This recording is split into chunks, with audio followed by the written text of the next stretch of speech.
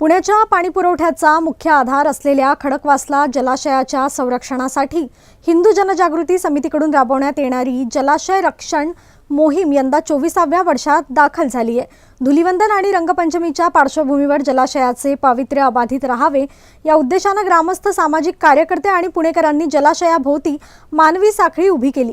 या मोहिमेचे उद्घाटन भाजप आमदार भीमराव अण्णा तापकीर यांच्या हस्ते करण्यात आले। 200हून अधिक जागरूक नागरिकांनी प्रबोधनात्मक फलकांसह सकाळपासून सायंकाळपर्यंत सहभाग घेतला। मोहीम सुरू झाल्यापासून एकाही व्यक्तीने जलाशयात प्रवेश न केल्याने ही मोहीम 100% यशस्वी ठरली आहे। दरम्यान रंगपंचमीच्या दिवशी 8 मार्च रोजीही हे अभियान राबवण्यात येणार असून नागरिकांनी मोठ्या संख्येने सहभागी व्हावे असे आवाहन हिंदू जनजागृती समितीच्या वतीने करण्यात आले। नमस्कार, पराग गोखले, हिंदू जनजागृती समिती। आज धुळवड आहे आणि धुळवडीच्या निमित्ताने त्या खडकवासल्याचं रक्षण व्हावं, जलाशयाचं रक्षण व्हावं या उद्देशाने आज अनेक जण इथे मानवीकडे करून उभे राहिलेले आहेत। यंदाचं हे 24वं वर्ष आहे।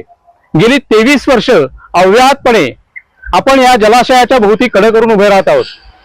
त्याच्या मागचं कारण काय होतं तर आम्ही इथे येण्यापूर्वी आमच्या असं लक्षात आलं की इथे अनेक तरुण तरुणी रासायनिक रंग खेळून या जलाशयामध्ये उतरलेले होते आणि अक्षरशः जलाशयाच्या वरती अनेक तरंग निर्माण झालेले होते, अनेक रंगाचे तवंग निर्माण झालेले होते आणि एकदम पाणी ते प्रदूषित झालेलं होतं।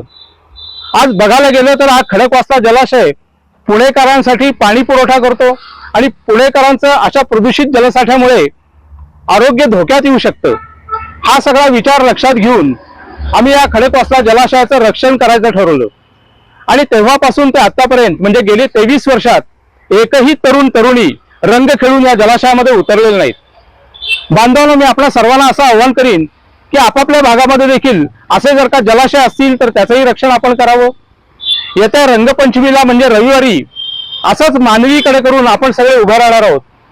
तर त्या रंगपंचमीच्या दिवशी देखील आपण सगळ्यांनी या मोहिमेत सहभागी व्हावं असं मी या ठिकाणी आवाहन करतो। नमस्कार।